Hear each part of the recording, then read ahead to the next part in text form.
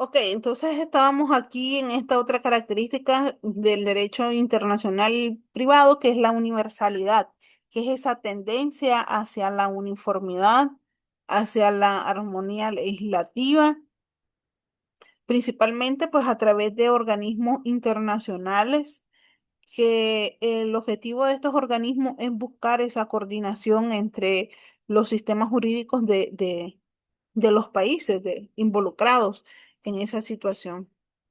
Y luego tenemos el contenido del derecho internacional privado. ¿A qué nos referimos con esto?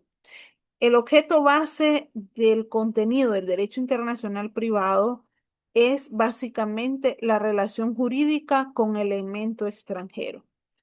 Es decir, cualquier relación jurídica que puede existir en el país, pero que vaya con ese toque, con ese elemento de extranjero. Entonces, el tratamiento se realiza mediante la identificación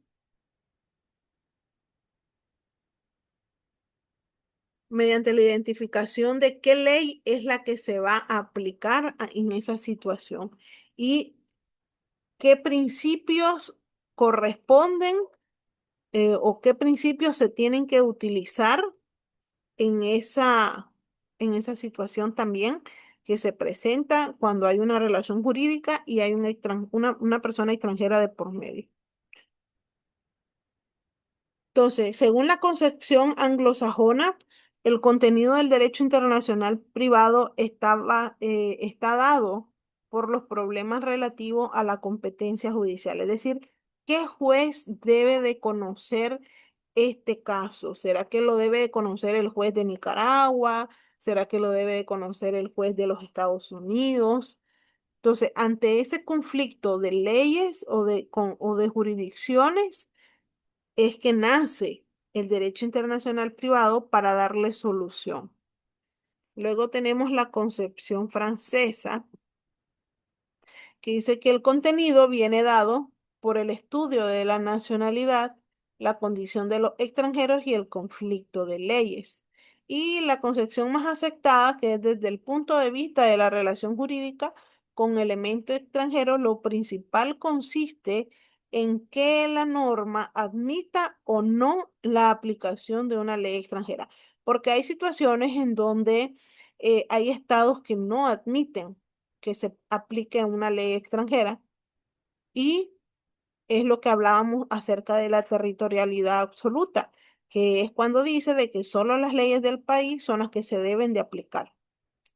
Entonces, cuando no, es decir, cuando no existe un acuerdo entre doctrinarios para incluir dentro del contenido las materias relativas, ya sea al derecho penal, al derecho procesal, al derecho administrativo, es decir, aquellas que no son objetos del ius privatium, o sea, del derecho privado, entonces ahí es donde nace precisamente el contenido del derecho internacional privado.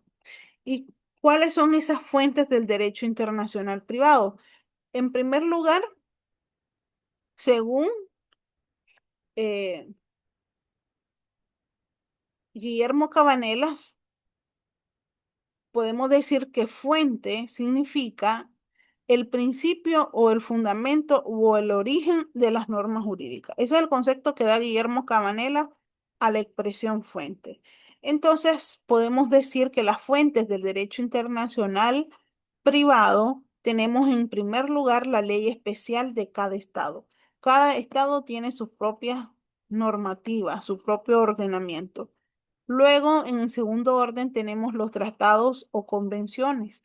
Para que un país tenga armonía con otro, entonces se realizan los tratados o las convenciones.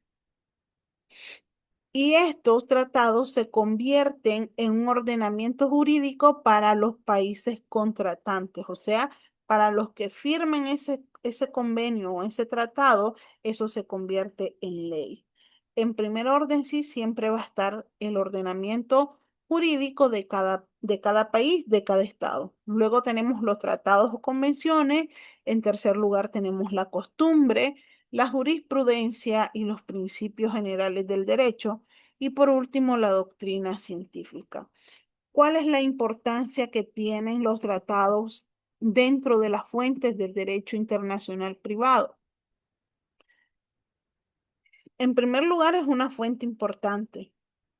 ¿Por qué? Porque vienen a preparar la opinión pública y también representan las ideas y los sentimientos de justicia que tiene cada país que firma ese tratado.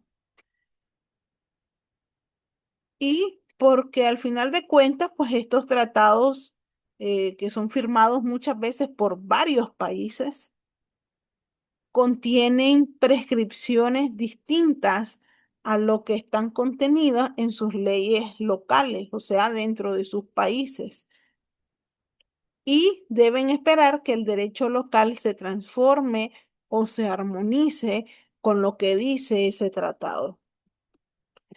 ¿Cuál es el papel de la costumbre? La costumbre, pues también es un principio general del derecho y es una fuente del derecho como tal, y es el conjunto de reglas y las prácticas utilizadas cuando se trata de relaciones jurídicas con elementos extranjeros.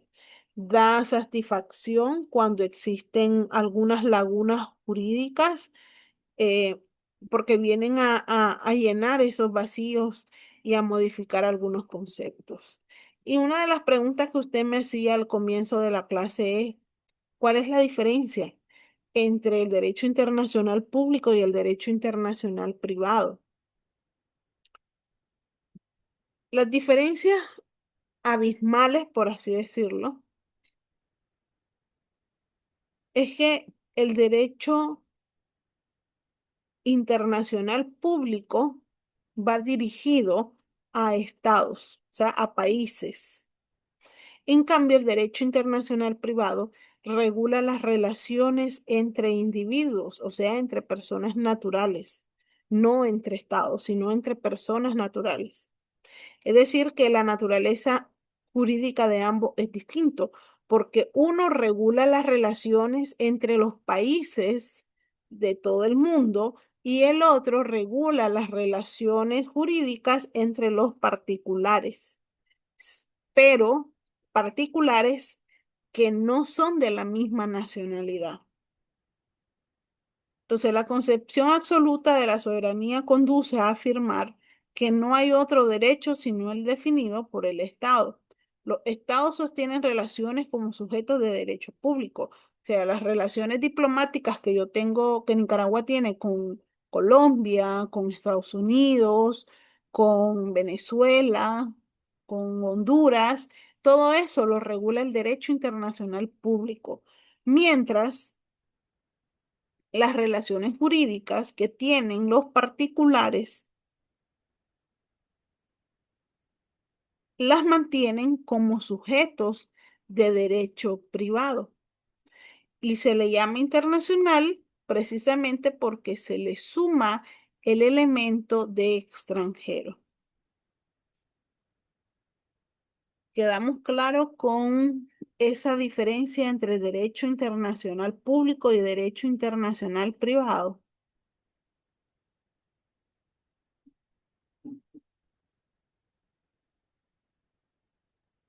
Luis.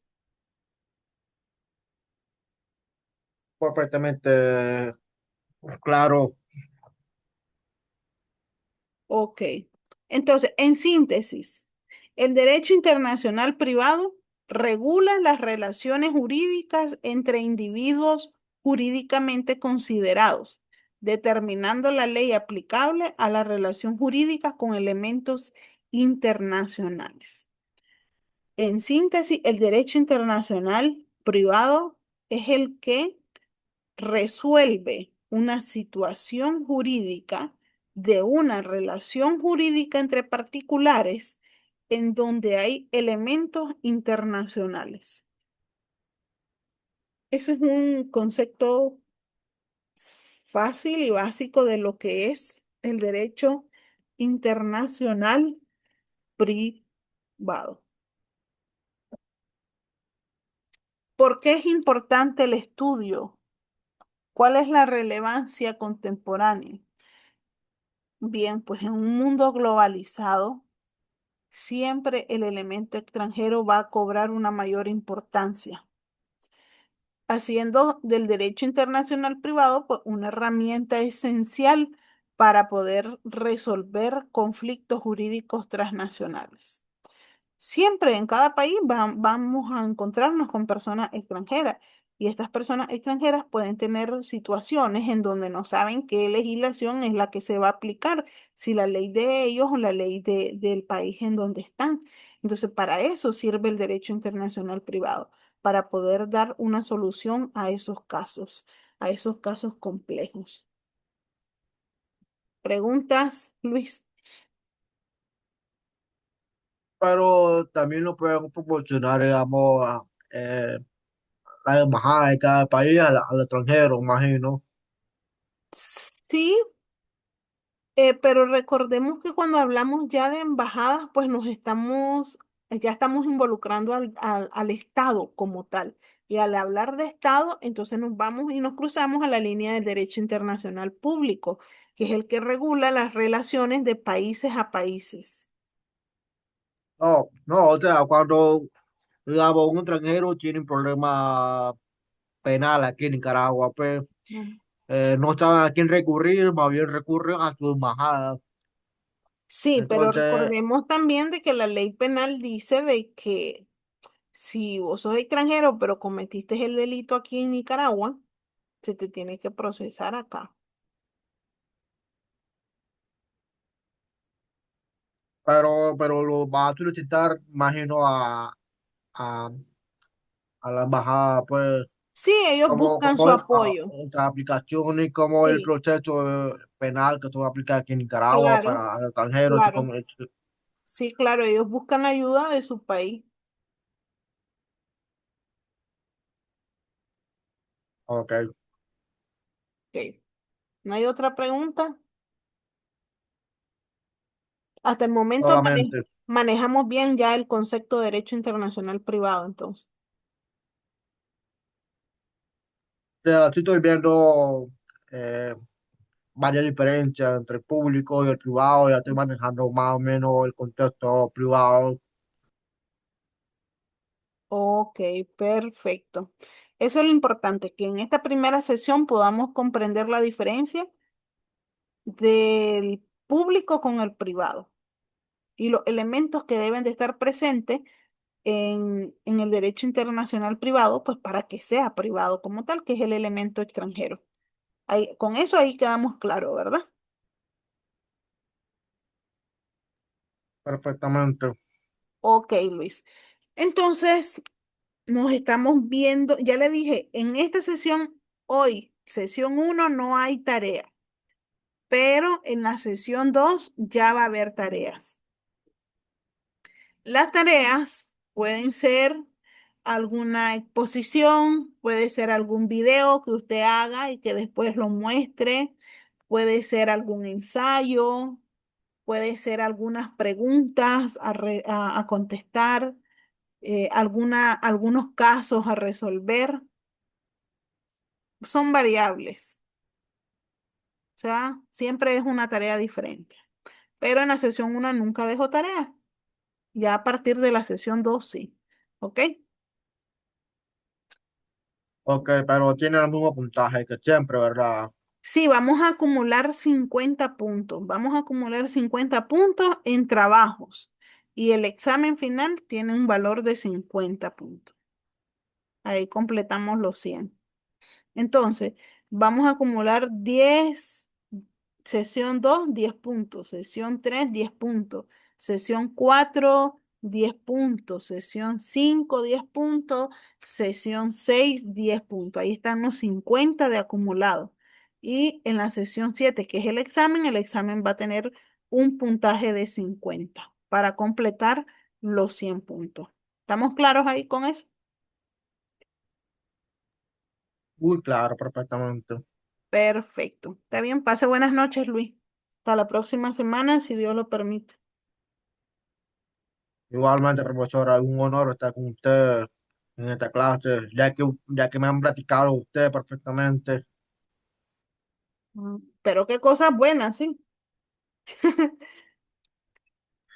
Usted siempre tenía lo mejor para que nosotros podamos ejercer nuestro derecho, nuestra carrera, pues en la vida profesional, laboral. Ok, muchas gracias, Luis. Bueno, nos estamos viendo entonces la próxima semana. Buenas noches. Buenas noches, y espero, Link, también. Bueno, buenas noches.